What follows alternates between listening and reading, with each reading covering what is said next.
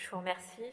Monsieur le maire, mes chers collègues, le projet Tapage représente une action particulièrement innovante pour répondre durablement aux problématiques des jeunes en errance sur notre territoire.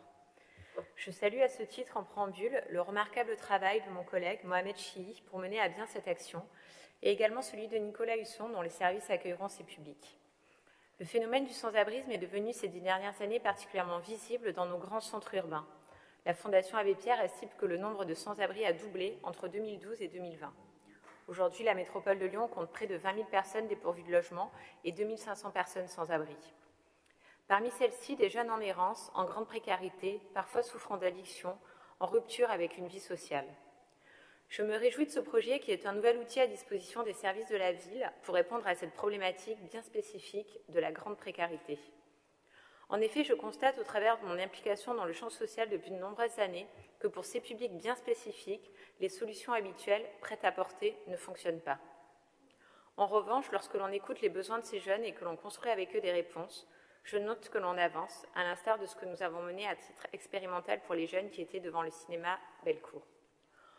En puisant sa source dans la sociologie et la psychologie sociale, Tapage offre une réponse originale, récompenser un comportement positif, certes, mais un comportement qu'il est normal aux yeux de tous de rétribuer, le travail.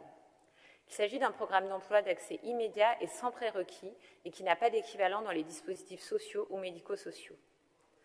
De nombreux travaux des années 70 à nos jours sur l'usage des drogues démontrent l'efficacité du management des contingences dans le traitement des troubles de l'usage de substances et des addictions. Il s'agit de contrebalancer l'effet renforçant de drogue par des conséquences positives ou négatives selon que la personne arrive ou non à s'en détacher. Cette gestion par les conséquences doit encourager et soutenir les processus de changement positif engagés par la personne souffrant d'addiction.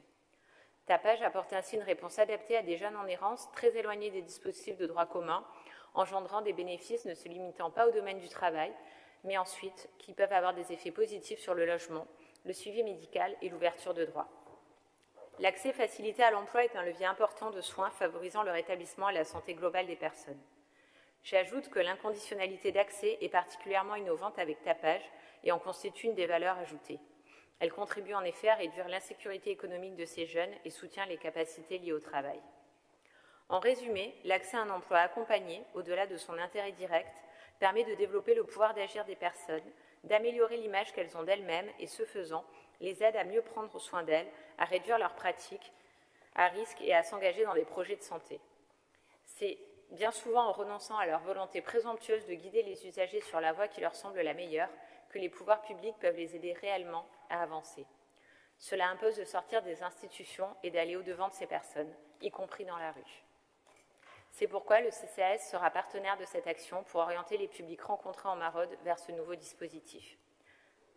Au final, Tapage est une action de plus menée par notre municipalité qui transforme de façon innovante et durable nos pratiques à bas bruit. Je vous remercie.